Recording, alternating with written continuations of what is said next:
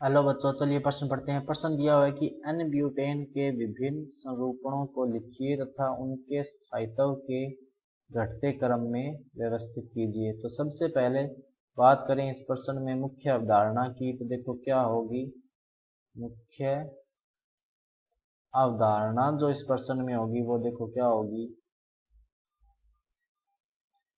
मुख्य अवधारणा होगी एन ब्यूटेन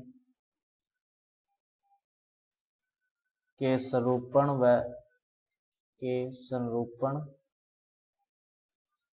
उनका स्थायित्व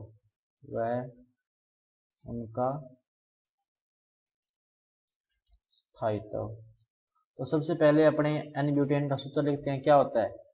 CH3 CH2 CH2 CH3।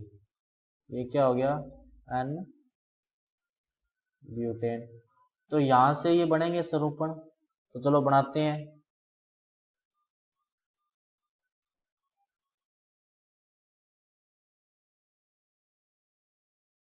H, ये एक स्वरूपण हो गया। अब बनाते हैं दूसरा।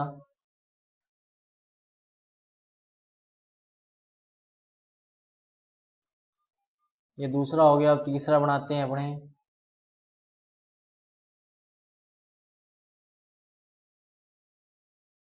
ये तीसरा हो गया इस तरह से। अब चौथा बनाते हैं अपने, देखो कैसे।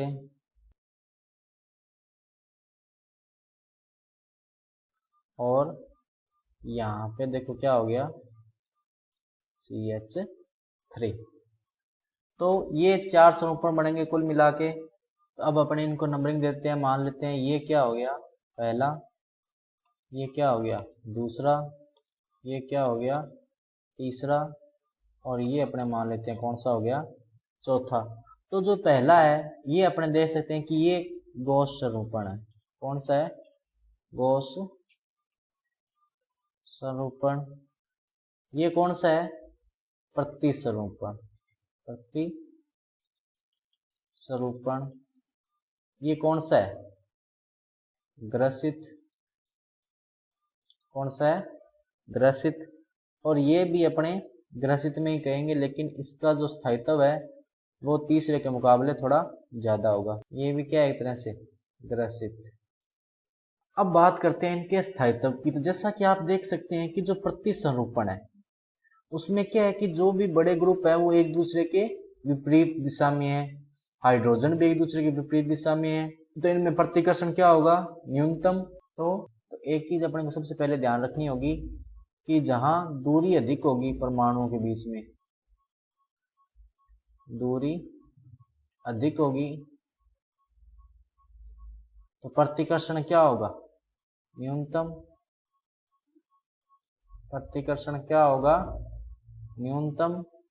प्रतिकर्षण न्यूनतम होगा तो स्थायित्व क्या होगा? अधिक होगा। स्थायित्व क्या होगा? अधिक होगा। अब बात करते हैं अपने इनके स्थायित्व की। तो आप देख सकते हैं कि जो प्रतिस्वरूपण है 2 नंबर वाला, आप ध्यान से देखिए कि इसमें जो CH3 जो बड़े समूह है एक दूसरे की विपरीत दिशा में है, हाइड्रोजन एक दूसरे की विपरीत दिशा में है, तो इसका स्थायित्व क्या होगा? सबसे ज्यादा। तो ये जो प्रतिस्वरूपण है 2 नंबर वाला, इसका स्थायित्व क्या होगा? सबसे ज्यादा। इसके बाद में अपने बात करते हैं कि स्थायित्व किसका ज्यादा होगा।